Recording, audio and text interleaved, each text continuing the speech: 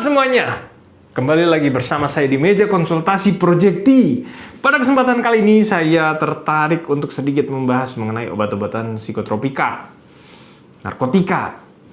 Yang namanya obat-obatan narkotika dan psikotropika ini spektrumnya sangat luas. Dan pada video kali ini gue mau fokusin aja lah bahas tentang morfin ya. Morfin. Udah siap guys? Ayo kita lanjutkan. Intro!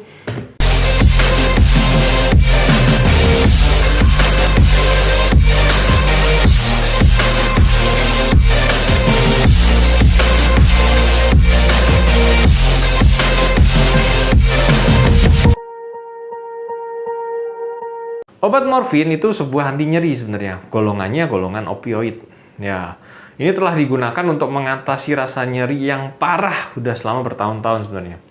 Obat ini juga nggak jarang digunakan untuk meredakan rasa sakit kronis, seperti pada orang-orang yang sakit kanker, pada orang yang cedera serius, pada sakit jantung, dan juga dapat digunakan untuk mengatasi rasa sakit-sakit yang akut setelah operasi itu juga bisa. Nah, nyeri dada akibat serangan jantung itu yang sempat tadi saya singgung, itu juga kadang-kadang dikasih morfin, teman-teman. Meskipun memiliki manfaat yang signifikan dalam meredakan rasa sakit, penggunaan morfin juga memiliki resiko dan efek samping yang serius, teman-teman. Namun, tapi dengan penggunaan yang tepat dan pengawasan medis yang ketat, obat morfin ini tetap menjadi salah satu obat penghilang rasa sakit yang efektif dan aman. Mari kita lebih dalam bahas tentang morfin. Ya, kalian pada tahu nggak sih dari mana asal-usul morfin itu? Ya, sebenarnya morfin ini berasal dari tanaman, teman-teman. Kalau nggak salah nih ya, morfin ini dihasilkan dari getah tanaman yang namanya opium. Nah, kalau cara nanamnya dan cara pengembangbiakannya ya jangan tanya ke gue. Karena gue sendiri nggak paham caranya, guys. Tapi untuk cara kerja morfin itu sendiri, saya bisa sedikit jelaskan ya. Obat ini bekerja dengan cara menekan sistem saraf pusat yang berfungsi untuk menekan rasa nyeri.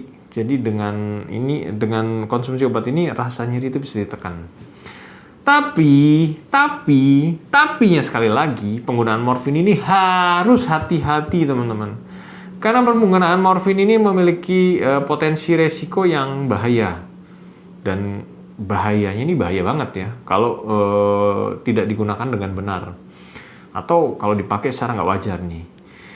Biar nggak pada kepo nih dan biar pada insaf nih ya, gue jelasin beberapa bahaya penggunaan morfin. Yang pertama adalah jelaslah bahwa morfin ini suatu zat yang menimbulkan ketergantungan, teman-teman. Ketergantungan morfin ini memiliki potensi yang tinggi untuk bikin ketergantungan fisik dan nggak cuma fisik aja, mentalnya itu juga, psikologisnya itu juga bisa terjadi ketergantungan. Dan hal inilah yang pada akhirnya bikin penyalahgunaan obat dan kayaknya nggak cuma sampai di situ aja ya. Buat orang yang sudah ketergantungan ini bisa menimbulkan efek yang namanya withdrawal atau gejala penarikan gitulah, withdrawal effect ya. Pada morfin ini merupakan kondisi yang terjadi karena seseorang yang udah pakai morfin secara rutin dan dalam dosis tinggi terus-terusan tiba-tiba pemakaiannya berhenti. Nah, ini bisa menimbulkan gejala penarikan. Dan ini bisa timbul dalam beberapa jam hingga beberapa hari setelah orang tersebut nggak pakai obatnya. Ya tergantung pada tingkat ketergantungan fisik dan dosis yang sudah sampai tahap mana, itu akan mempengaruhi efek withdrawal yang ditimbulkan.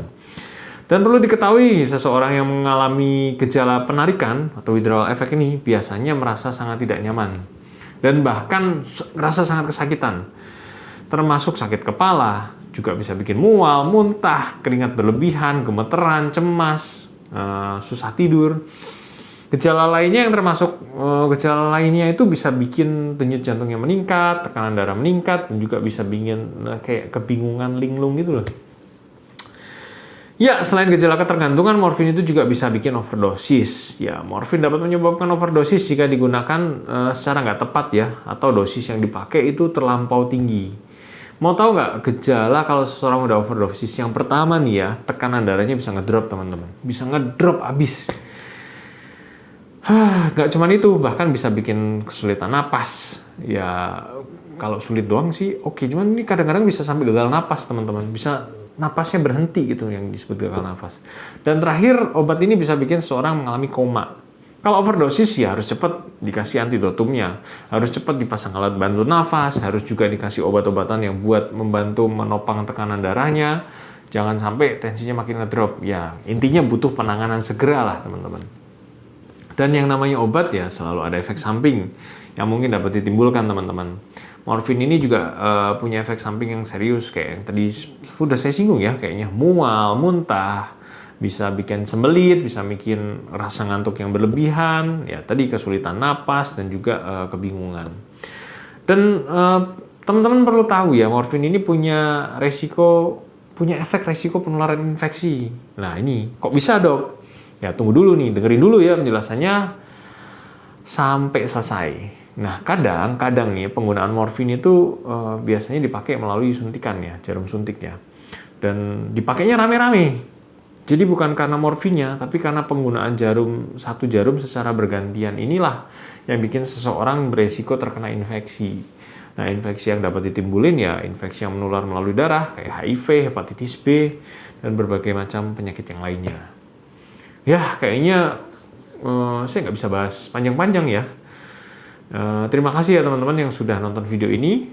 Semoga morfin ini dipakai dengan bijak dan dengan sewajarnya, seperti yang sudah saya jelaskan sebelumnya. Nah, morfin ini adalah obat penghilangan rasa sakit yang sangat efektif. Namun, memiliki potensi resiko dan bahaya yang serius. Sangat penting nih ya buat teman-teman yang pakai obat ini karena kebutuhan medis ya, karena kebutuhan medis penting banget kalau misal pakai obat ini harus konsultasi sama dokter. Dan jangan lupa aturan-aturannya harus diikutin. Jangan pernah pakai morfin tanpa resep dokter atau dengan dosis yang nggak sesuai, teman-teman. Karena tadi resiko-resiko yang sudah saya sebutkan bisa muncul. Nah, kalau udah mengalami overdosis ya hubungin aja, langsung aja datang ke layanan kesehatan darurat, ke IGD lah. Ya, mudah-mudahan video ini bermanfaat. Kalau dirasa ada manfaatnya, tolong di-like, bisa juga di-share ke teman-teman yang lain, dan jangan lupa untuk subscribe buat teman-teman yang belum subscribe ya. Terima kasih dan sampai jumpa.